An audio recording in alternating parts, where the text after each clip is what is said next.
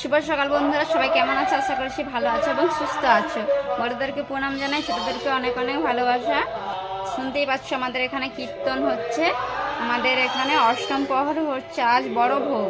আজকে মঙ্গলবার, মহিষা মায়ের বড় পুজো। আজকে মা আর বাবা দুজন মিলে বেরিয়েছে পুজো দিতে হবে। আর সকাল সকাল বাবাই কি করছে দেখবে, চলো থাকে। এই যে দেখতে পাচ্ছ, বাবা এখানে রেডি হয়ে দাঁড়িয়ে রয়েছে। ওকে সকালে স্কুল ড্রেস পরিয়ে দিয়েছিলাম, কিন্তু ও কান্নাকাটি করেছে। যে যখনই দেখেছে মা বাবা বেরিয়েছে, ওরও যাওয়া চাই, সেই জন্য ওরা চলে যাচ্ছে। এবার আমি পুজোটা সেরে নেই, ওরা তো চলে গেল পুজো দিতে। চলো আমি বাড়ির পুজোটা করে নেই, তারপর মা ধূপ জল দিয়ে গেছে আর আমাকে পুজোটা করতে হবে, দেরি হয়ে যাবে নয়তো। ওরা তো জগপুরে পুজো দিতে গেছে। তো চলো দেখা হচ্ছে, পুরো ভিডিওটা দেখো স্কিপ না করে।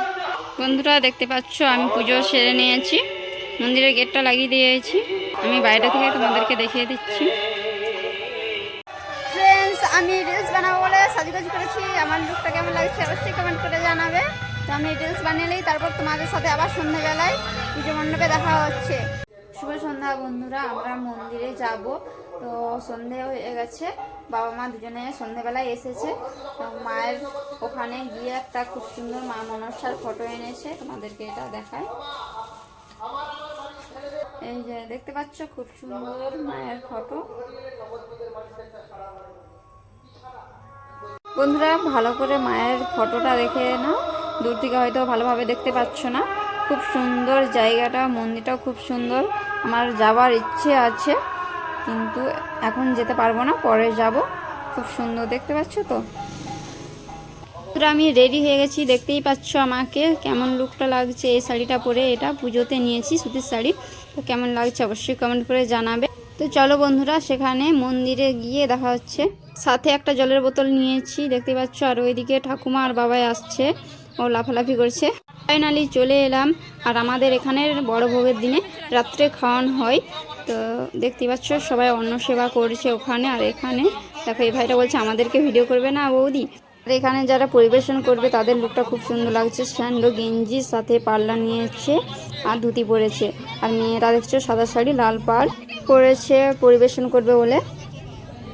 ফ্রেন্ডস, অন্য সবাই বসে গেছি, দেখতেই পাচ্ছ। খাওয়া দাওয়াও শুরু করে দিয়েছি। প্রথমেই দিয়েছিল মহাপ্রভু চিনি প্রসাদ, তারপর দিয়েছিল পোলাও আর সবজি ভাত। দেখতে পাচ্ছ চাটনি, পাঁপড়, পায়েস, মিষ্টি সব রকম দিয়েছে।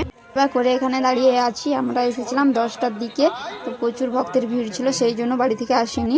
তো চলে যাচ্ছি আমরা এবারে কীর্তন শুনতে। তোমাদের দাদাভাই আছে আমার সাথে, বাবা আছে, আমি আছি। অনেক রাত্রি ছিল, সেই জন্য আগে অন্ন সেবাটা করে নিয়েছি, তারপর কীর্তন শুনতে চলে যাচ্ছি। দেখতেই পাচ্ছ এখানে কীর্তন হচ্ছে, আর অনেকটা রাত্রি হয়ে গেছে, তো সেই জন্য অনেক ভক্ত চলে গিয়েছে। আর এইটা মহাপ্রভুর মঞ্চ। আমাদেরকে আগের ভিডিওতে দেখিয়েছিলাম অন্নভোগ সেবা করতে এসেছিলাম যখন। আগের ভিডিওটা যারা দেখোনি দেখে নিও।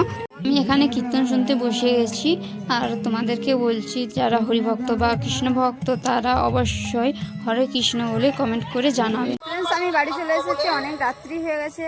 পুরো ভিডিওটা দেখার জন্য অসংখ্য অসংখ্য সবাইকে ধন্যবাদ জানাই। দেখা হচ্ছে পরের ভিডিওতে। তোমরা সবাই ভালো থেকো, সুস্থ থেকো, টাটা। এইভাবে আমার পাশে থেকো।